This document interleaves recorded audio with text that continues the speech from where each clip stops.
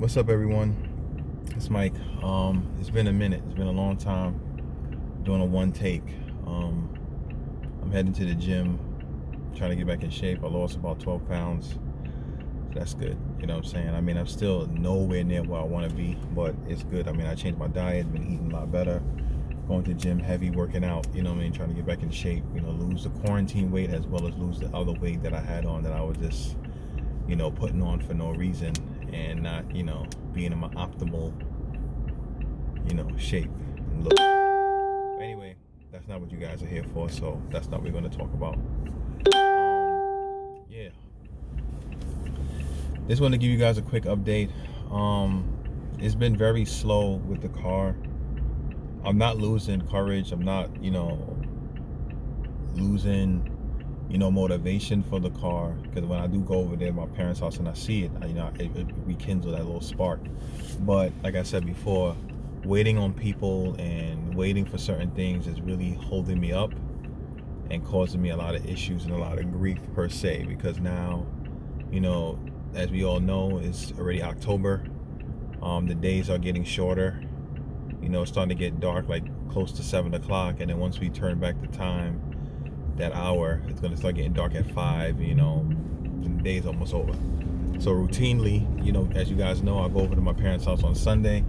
I can't really go during the week like I used to on a slow day because my wife, she's a teacher, and she's currently in school teaching these kids, and she has a car, so I can't not go. And then also my daughter's in school, so I'm doing remote learning with her, so I still can't go either way. So I'm just pretty much a weekend warrior. So that's another hurdle in itself.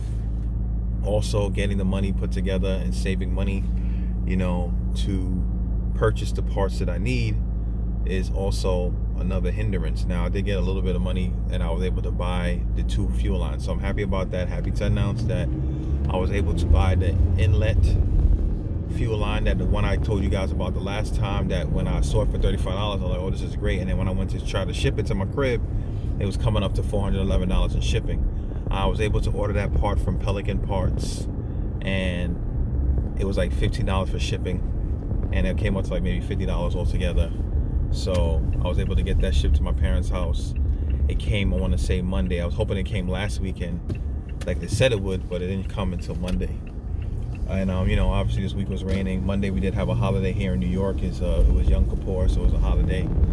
But I couldn't go because obviously we didn't have it. And I did some family stuff with the family, a little nature walk and stuff like that. So no regrets.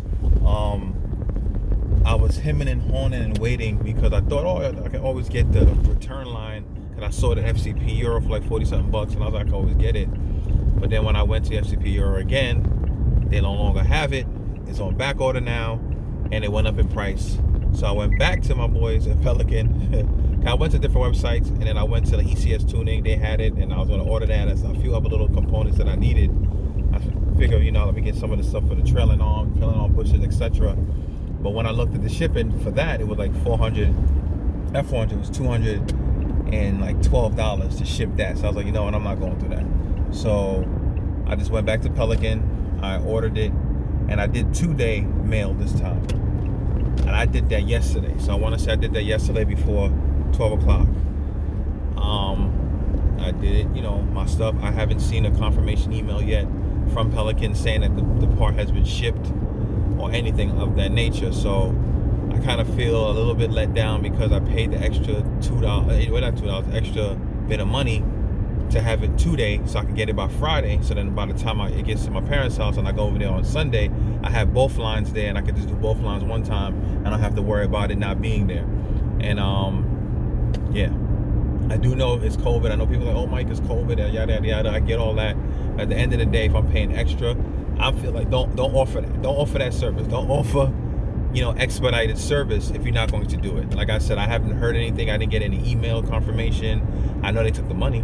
You know what I'm saying? I haven't got anything stating that, it's there. The part was in stock.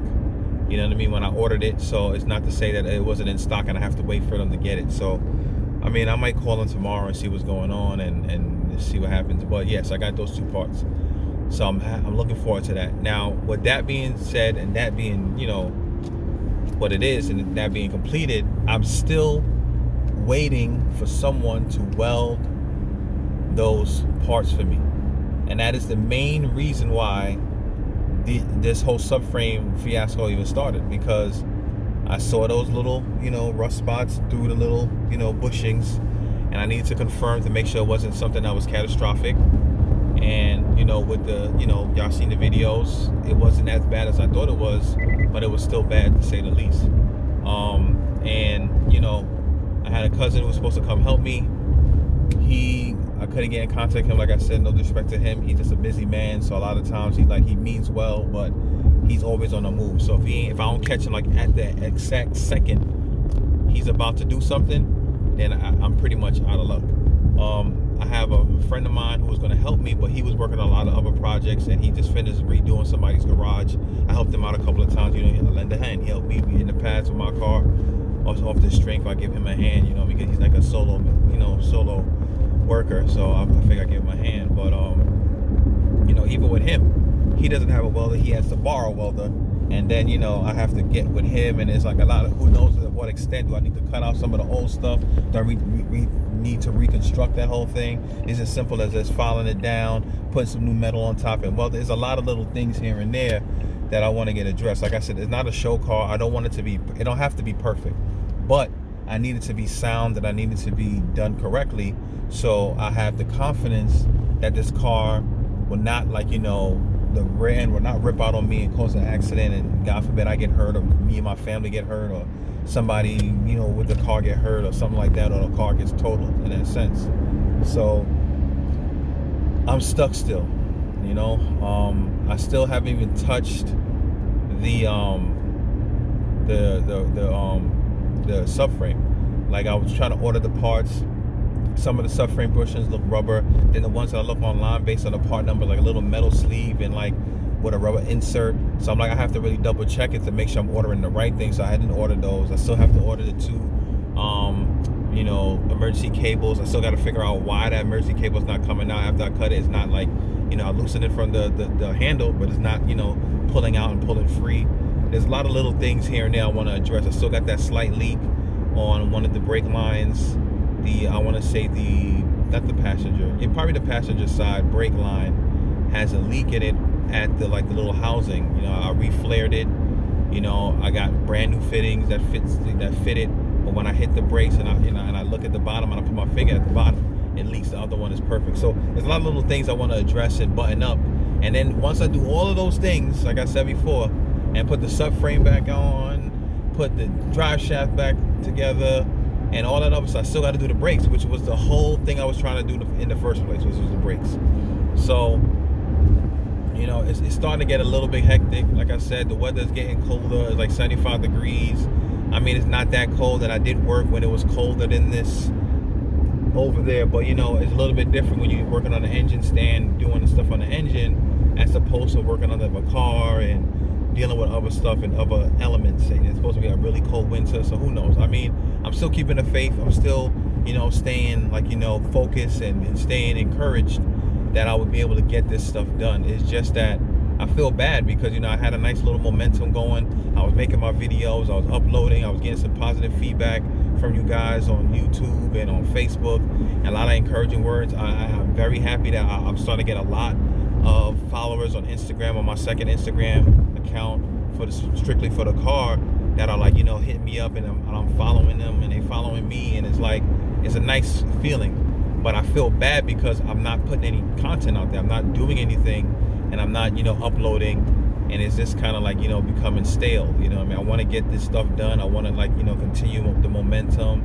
I want to get the car actually solid and functioning, so I can have a vehicle. There's times my wife, she going to work and I'm home still, or she got to go somewhere with her friends and I want to go somewhere and I can't because I don't have a vehicle. I don't feel like taking a train, or the place I have to go, there's no real mass transit option that's convenient from where I live to get to that location. And just in general, I might want to just go for a drive to clear my head and just have a nice little drive somewhere, and really experience the car and experience the work that I've done as far as a manual swap, and be able to go through the gears and get my skill set up with that. So in the future, if I decide to tackle another project, I can feel confident that I can do that type of work, and also feel confident that I can do swaps, and and drive manual cars and get into any manual car with confidence, and know how to rev match and heel toe, and maybe do autocross. There's a lot of stuff, God willing, that I would like to do in the future when it comes to these vehicles. It's just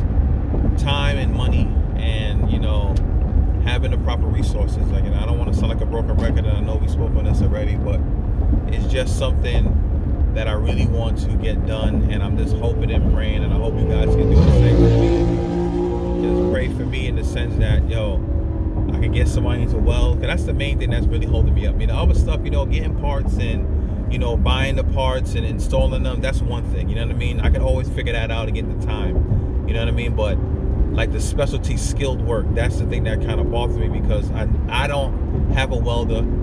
I'm not a welder. Now, I can get some money together and buy a welder and start practicing with flux core, but this is something that I really want to be sound, and I really want to get it done as quickly as possible.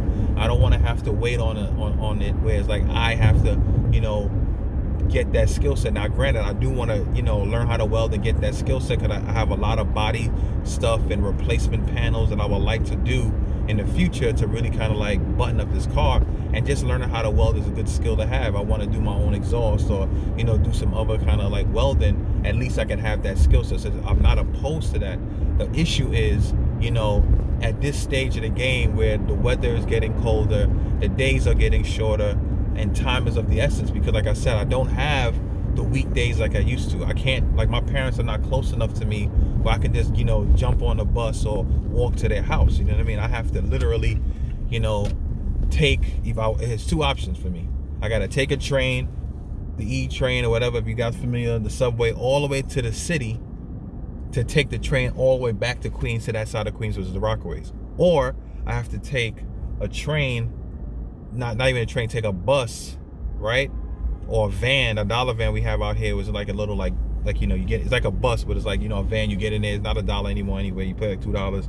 You sit in the van will take you to these obscure locations where typically the MTA won't go. To cop the bus, then to take that long bus ride to my parents' house to do that work. And who wants to do that?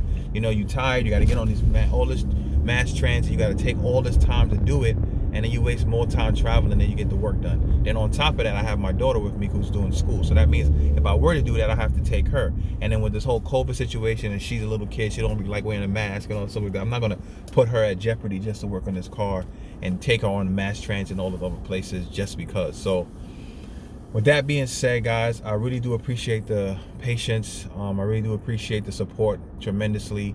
You know what I mean? Like I said, I'm a small little guy, small channel, and nothing crazy. And like I said, I was doing this for fun, but it was nice to see that people were subscribing and, leaving comments and doing these different things on the channel. So I was really appreciative of that. But like I said, due to YouTube algorithm and is watching it, a lot of you guys are watching from external places. And if you guys can, log in and sign into YouTube and give my videos likes and subscriptions, that really will help not only me obviously, but help get the content out there for other people to see the videos and be able to get the information, because that's what helped me a lot, man. YouTube has helped me a lot tremendously, but a lot of other things that I had to take care of and other little things that I am taking care of, like it gave me to understand, like me learning how to flare, watching a YouTube video, I learned how to do that. You know what I mean? Some of the concept of welding, like I said, I had experience like soldering, which is like a small scale, like soldering, welding on electrical boards, but the actual concept of welding and seeing the different types of welding, different type of welders and the purpose of them, like all of that was through YouTube, that I was able to watch these videos and get an understanding. So I just want to help, build that community and help those people and help other people, and not only them, help myself as well. But like I said, I really do appreciate the patience. I really do appreciate the support. I just wanted to give you guys an update video. I'm sorry for this long talking video, but I just want to give you guys a quick update as to what was going on with my project, what was going on with me, what was going on with where I left off. You know what I mean? I put little snippets here and there on Instagram, but it wasn't really enough. So I just wanted to give you guys a quick, little video. Well, not quick, but a video on that. And hopefully, God willing, this Sunday, I'm going to go over there, whether it's just that one line I'm replacing or both. I'm going to start replacing the few lines and getting that button up, and then, you know, tackle each little task little by little once the money comes in and the parts come in. So anyway, I want to thank you guys again for watching. Please like, comment, share, and subscribe. Enjoy the rest of your evening, and God bless.